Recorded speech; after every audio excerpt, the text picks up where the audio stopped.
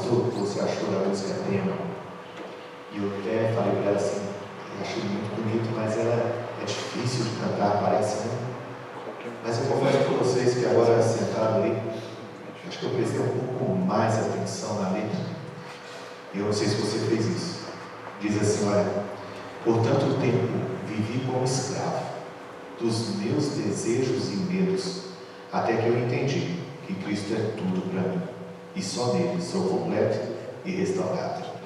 Aí a segunda parte diz assim, olha, por tanto tempo vivi dependente da aprovação de pessoas, até que eu entendi o que Jesus fez por mim, o meu valor foi estimado na cruz. Lindo, ótima escolha. Vamos falar com o Senhor. Pai eterno, aqui está, Senhor, o teu povo mais uma vez nessa semana. Lá fora frio, aqui dentro aquecidos pelo teu Santo Espírito. Lá fora, Senhor, o mundo correndo de um lado para o outro. Aqui podemos sentir a paz de estar na tua presença. Agora a tua palavra vai ser aberta, ó Deus. E a única coisa que eu te peço é que neste momento saia o ser humano e entre a tua graça. Saia, Senhor, o ser humano e entre o teu Santo Espírito. Que as palavras que saírem de minha boca não sejam minhas, mas que sejam enviadas direto do trono para cada um de nós que aqui estamos. Abençoa-nos em nome de Jesus. Amém.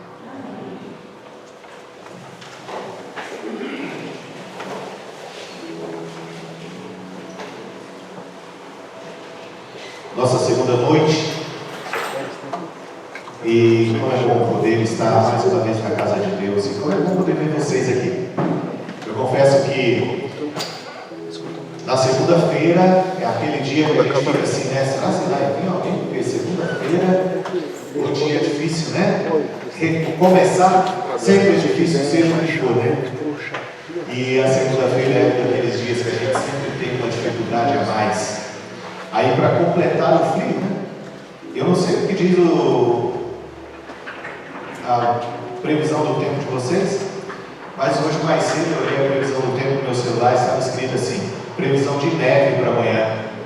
De verdade, o Google colocou aqui previsão de neve para amanhã. Eu falei, nossa, eu estou preparado para isso, né? E aí ao mesmo tempo eu fiquei pensando, tomara que o frio não tire ninguém de casa. Ainda bem que você tirou o seu casaco, colocou sua meia de lã. Tem alguém com meia de lã aqui? Ninguém? Não, que bom, né? E você veio à casa do Senhor. Eu confesso para vocês que sempre é um grande desafio para mim escolher a mensagem que eu tenho que trazer para a igreja. Em uma semana como essa, é um desafio maior ainda, porque é uma semana especial e a gente que é mais velho, né, a gente fica meio ranzinza para muitas coisas.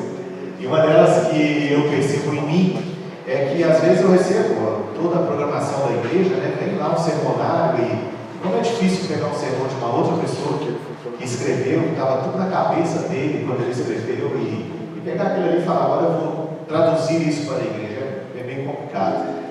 E aí ao mesmo tempo você tem que repensar então tudo que você vai fazer. Mas eu tenho orado muito ao Senhor para que Ele me ensine e coloque para mim o que a igreja precisa. Não é o que eu quero, é o que vocês precisam.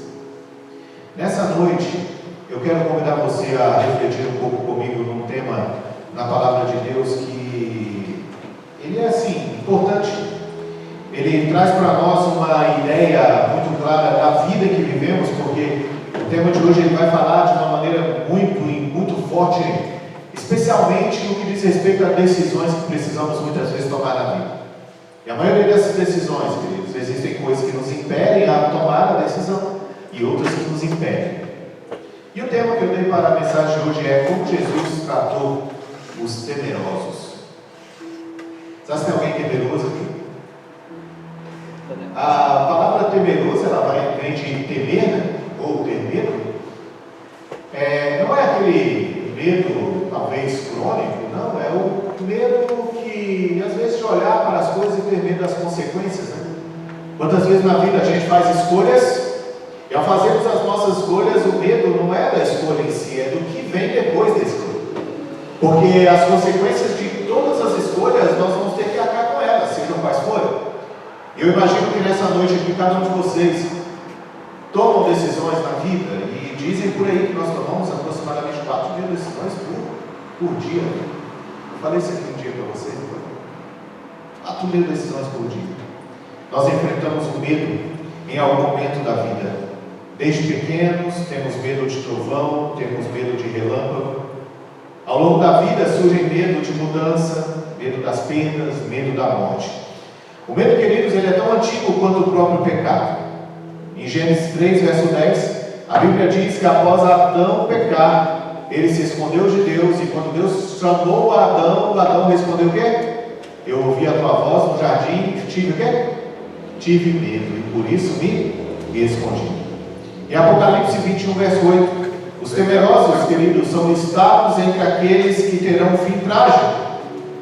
Mas a pergunta dessa noite é: como Jesus tratou aqueles que estavam com medo?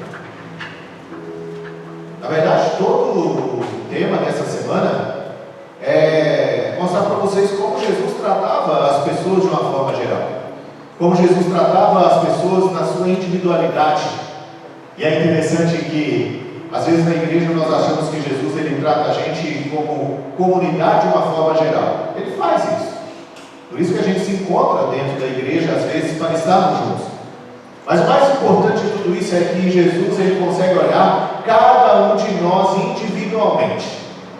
Porque nós somos seres totalmente independentes. E Deus nos fez assim. Para quê? Exatamente para termos a beleza que é a humanidade. Pessoas diferentes, que convivem no mesmo ambiente e que podem contribuir com as suas características que são tão pessoais. Sabe? Parar para pensar sobre isso, queridos, é algo que me chama muita atenção, e o tema, na verdade, dessa semana é amor. O amor de Deus. Ontem nós falamos sobre quem é Jesus, né? E na verdade, eu quero convidar você a abrir a sua Bíblia no livro de Marcos, capítulo 4, verso 35 em diante. E aqui nesse episódio da história de Marcos, nós encontramos, irmãos, aquelas passagens mais conhecidas. Eu não vou me ater muito exatamente aqui nessa história, mas ela é uma base para a gente entender um pouco do que eu quero colocar para vocês nessa noite. Marcos capítulo 4, verso 35. A Bíblia fala que naquele dia, todos acharam?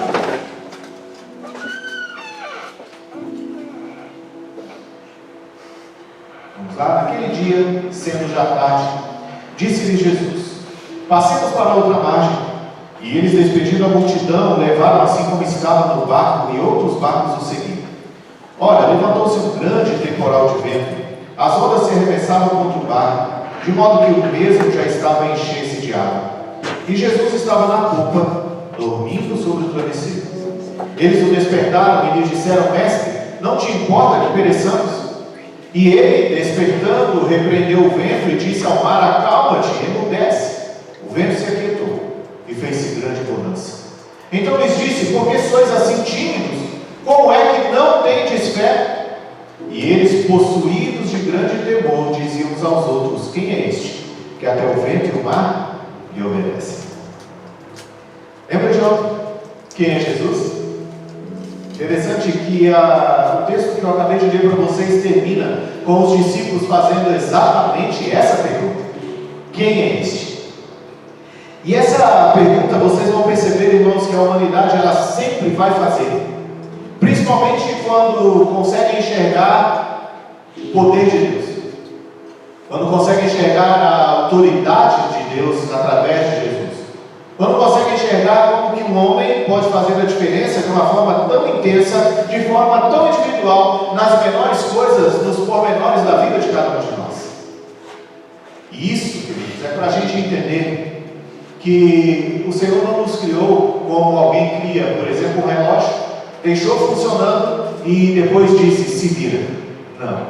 Ele nos criou e Ele continua cuidando de nós até o dia em que Ele voltar a essa terra.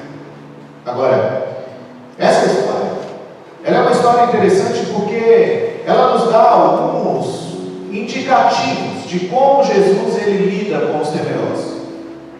E a questão, irmãos, é que os temerosos, eles